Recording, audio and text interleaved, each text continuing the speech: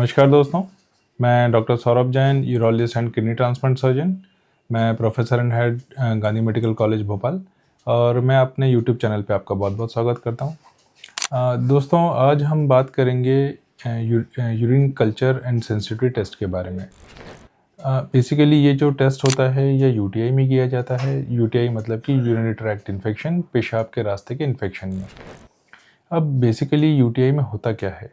UTI में होता है पेशाब में जलन होना, पेशाब बार बार जाना, पेशाब आए तो रोक ना पाना, हल्का हल्का बुखार होना, पेट के निचले हिस्से में दर्द बना रहना। ये सारे यूरिनरी ट्रैक्ट इन्फेक्शन के सिम्टम्स होते हैं। और लेकिन हर बार जब पेशेंट को पेशाब में जलन होती है या पेशेंट पेशाब बार बार जाता है तो इसका मतलब है कि वो यूटीआई नहीं है, ये दूसरी उसमें भी आ सकते हैं। जैसे कि कई बार स्टोन में पेशाब के रास्ते के जब सिकुड़न होती है जिसको हम स्ट्रिक्चर कहते हैं, उसमें भी ये सिम्टम आ सकते हैं।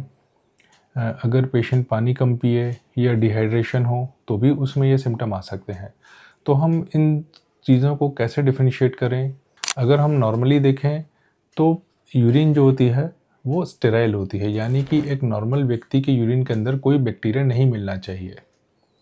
और अगर कोई बैक्टीरिया मिल रहा है तो इसका मतलब कि कुछ ना कुछ समस्या है। या तो ये इन्फेक्शन की वजह से आ सकता है या सैंपल प्रॉपर नहीं दिया गया उस वजह से भी आ सकता है।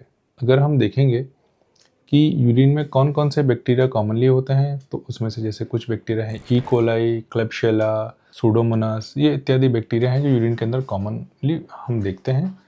और इस टेस्ट का फिर दूसरा पार्ट आता है जिसको सेंसिटिविटी कहते हैं। सेंसिटिविटी इसका मतलब होता है कि ये बैक्टीरिया किस एंटीबायोटिक को रिस्पॉन्ड करेंगे और कौन सी एंटीबायोटिक इस इन्फेक्शन में दी जानी चाहिए, वो इस टेस्ट का दूसरा पार्ट होता है जिसमें हम देखते हैं कि कौन सी एंटीबायोटिक को ये बैक्टीरिया रिस्पॉन्ड कर रहा है। तो दोस्तों, जैसा मैंने आपको बताया कि नॉर्मली हमारी यूरिन के अंदर कोई बैक्टीरिया नहीं होता, और अगर ये बैक्टीरिया आ रहा है तो या तो यह यूरिनरी ट्रैक्ट इन्फेक्शन के कारण आ सकता है या फिर अगर हमने सैंपल प्रॉपर नहीं दिया तो उस कारण भी हो सकता है। तो एग्जैक्टली सैंपल देने का तरीका क्या है? जब भी हम यूरिन का सैंपल देते हैं तो अक्सर जो इंस्ट्रक्शंस होते हैं वो इस तरीके से होते हैं कि आपको जो हमारे यूरिनरी पैसेज के आसपास का जो एरिया है उसको जेंटली क्लीन कर लेना है, साबुन पानी से या केवल क्लीन वाटर से उसको ड्राई कर लेना है। फिर एक स्टेराइल कंटेनर, एक साफ़ कंटेनर आपको लैब के द्वारा दिया जाता है। उस कंटेनर का ढक्कन खोल के उसको साइड में रखना है।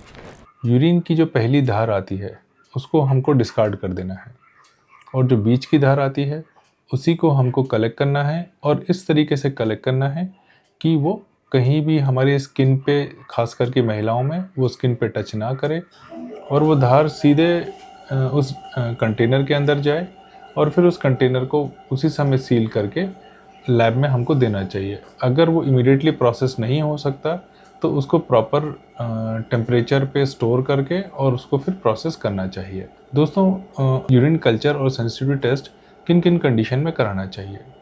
पहला, जैसा भी हम डिस्कस कर रहे हैं कि अगर हमको यूरिन के अंदर सिम्टम्स हैं, जलन है, बार बार जाना पड़ रहा है, पेशाब रोकने में मुश्किल हो रही है, हल्का हल्का बुखार आ रहा है, पेट के निचले हिस्से में दर्द हो रहा है, और अगर ये इन्फेक्शन रिकरेंट है, बार बार हो रहा है आपको, तो कौन सा एंटीबायोटिक आपको देना चाहिए और कौन सा बैक्टीरिया ग्रो कर रहा है वो देखने के लिए आपका डॉक्टर, आपका यूरोलॉजिस्ट आपको यूरिन कल्चर सेंसिटिविटी की एडवाइस करेगा। इसके अलावा प्रेगनेंसी में यूरिन कल्चर सेंसिटिविटी कराते हैं अगर यूरिन के अंदर पसल्स बड़े हुए दिखते हैं।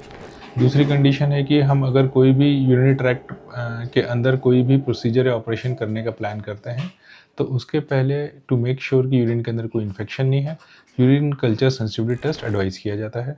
ऐसे डायबिटिक पेशेंट्स जिनमें यूरिन के अंदर इन्फेक्शन बार बार होता है उनके अंदर यूरिन कल्चर सेंसिटिविटी टेस्ट की एडवाइस की जाती है। तो दोस्तों, अगर आप में से किसी ने अगर यूरिन कल्चर टेस्ट कराया होगा और अगर उस रिपोर्ट को थोड़ा सा भी ध्यान से देखा होगा तो आपने नोटिस किया होगा उस रिपोर्ट के 3 मेजर पार्ट होते हैं। पहला तो जो हमने डिस्कस किया है कि कौन सा बैक्टीरिया ग्रो कर रहा है, तो उसमें लैब जो है उस बैक्टीरिया का नाम लिखती है। इसके अलावा क्या ये जो बैक्टीरिया ग्रो किया है, क्या ये ग्रोथ सिग्निफिकेंट है कि नहीं है, ये पता चलता है कॉलोनी काउंट से। नॉर्मली अगर कॉलोनी काउंट 10⁻⁵ से ज़्यादा है तो हम उसको सिग्निफिकेंट मानते हैं।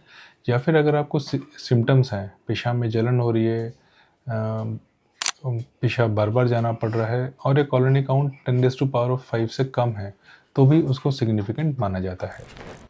और तीसरा इम्पॉर्टेंट होता है, आपने उसमें लिस्ट देखी होगी एंटीबायोटिक्स की। ये काफ़ी एंटीबायोटिक के नाम लिखे रहते हैं और सबके आगे RIS लिखा रहता है। R का मतलब है रेजिस्टेंट, यह एंटीबायोटिक उस बैक्टीरिया पे काम नहीं करेगी।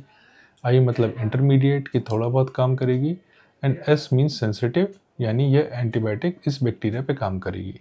तो दोस्तों, अगर हम इसको पूरी समराइज़ करें तो इस पूरे वीडियो का समरी यही है कि अगर आपको पेशाब में बार बार इन्फेक्शन हो रहा है या फिर पेशाब में बार बार जलन होती है, फीवर आता है, तो आपको एक यूरिन कल्चर सेंसिटिविटी टेस्ट कराना चाहिए और अपने डॉक्टर को, यूरोलॉजिस्ट को दिखाना चाहिए। आई होप ये वीडियो आपको इन्फॉर्मेटिव लगा होगा और आपको यूटीआई को समझने में आसानी रही होगी। अगर आपको ये पसंद आए तो इसको लाइक करें। अपने किसी दोस्त या मित्र जिनको यूटीआई की शिकायत बार बार हो रही है उनके साथ शेयर भी करें और मेरे चैनल को सब्सक्राइब करें, वीडियो को लाइक करें। Thank you. स्वस्थ रहें, मस्त रहें।